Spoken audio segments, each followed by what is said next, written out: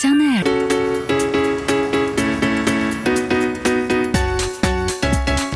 Whether you call this a stew or a casserole, there is no doubt that my Asian braised shin of beef is quintessential comfort food.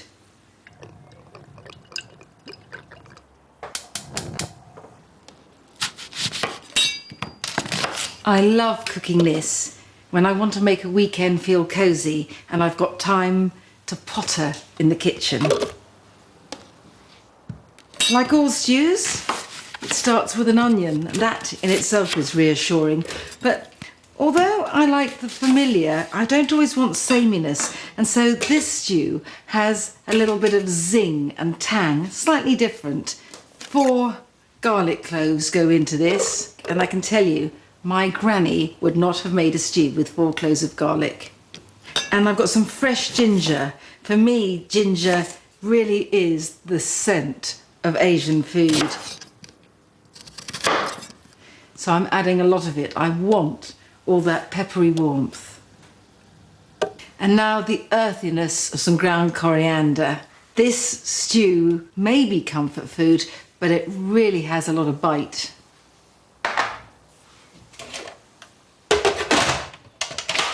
Just give these a blitz. I've really blitzed the onions and the ginger to a mush here, and this really spicy onion mixture goes into some groundnut oil in a big pan. And the reason why this pan is so big is because I got clunking great big bits of beef shin to go in a minute. This part is about intensifying the flavour, and there is still a lot of flavour to come. They won't brown, of course, because it is a wet mixture, but it might darken a little. I call this Asian braised shin of beef, but it's really the inspiration that is Asian. But part of it is all about this fantastic Shaoxing wine. Good dollop in there, and this will bubble up. Now, if you can't find this, don't worry, because sherry will do, but I love the taste here. See, it's excitedly bubbling up now. So on top, some sugar, not a lot, some dark brown sugar. And to balance that, a vicious hit of rice vinegar. Saltiness essential with meat. Soy sauce. And then a bit of thick, luscious oyster sauce.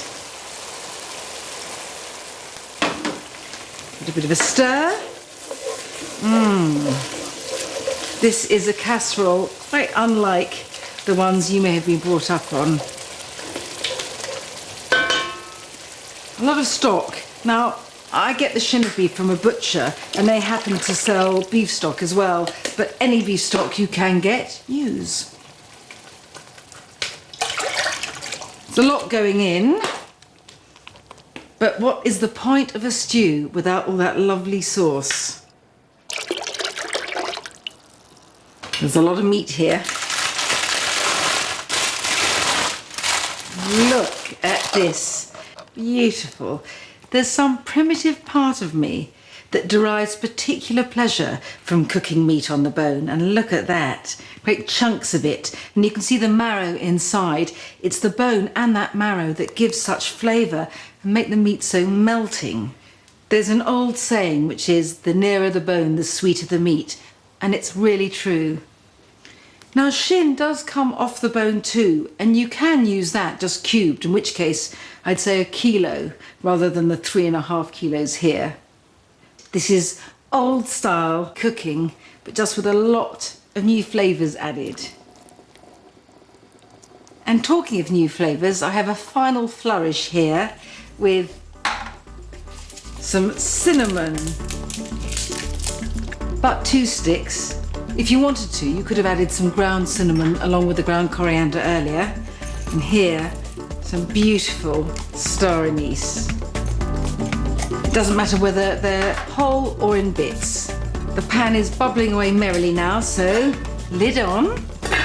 And this now needs to go into a low oven, 150, for 2 to 3 hours until it's tender. And while that cooks in the oven, I'm going to do no more than a little slobbing out on the sofa.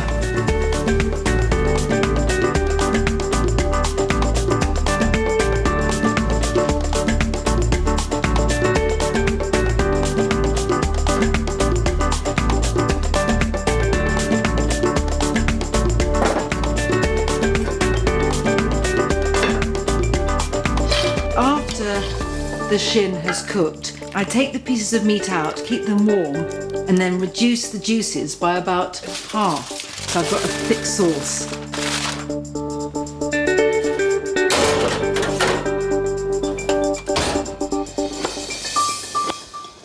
My hot and sour shredded salad is the eventual adornment for the Asian braised beef, its crowning glory. I've got the juices from the meat bubbling away there, reducing nicely, and the meat itself under a tenter foil in the oven.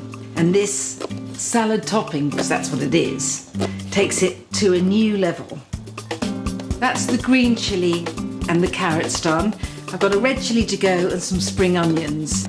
The idea really is that the stew is rich, and then you suddenly have a hit of spikily dressed raw carrots and chilies and spring onions. So it's almost as if you've got the crunch as well as the sourness as a sort of textural and taste contrast. And finally, some coriander. Now for the dressing. I said this was going to be hot and sour, and it really is. Well, the heat is really just from the chilies. The sour is provided by the juice of a lime. I'm going to amplify the sourness with some fish sauce. Always balance. Can't always manage it in life, so you may as well try and get it right in cooking. Some sugar. There's no oil in this dressing, and that's on purpose. You don't need it. The whole point is the marrow in the shin of beef melts into the stew to make a gravy of such gorgeous unctuousness. You want something sprightly and sharp. Although I always put these crunchy vegetables on top of the stew, I serve it with all sorts of different starches, but today I am in the mood for noodles, and therefore it will be noodles. I've got some boiling salted water, and these just take 3 minutes or so. Aren't they pretty, these little flat discs? Compacted nests. Quick stir. Beautiful.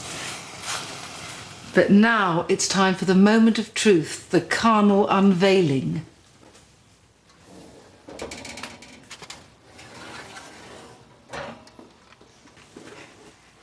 Back in a mo.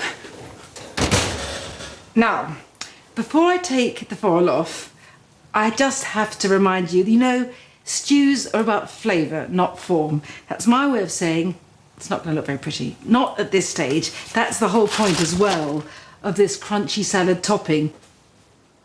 On goes the gravy. What would a stew be like without the gravy?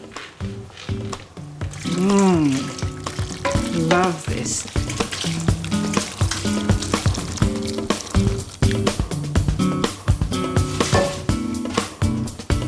And now I strew.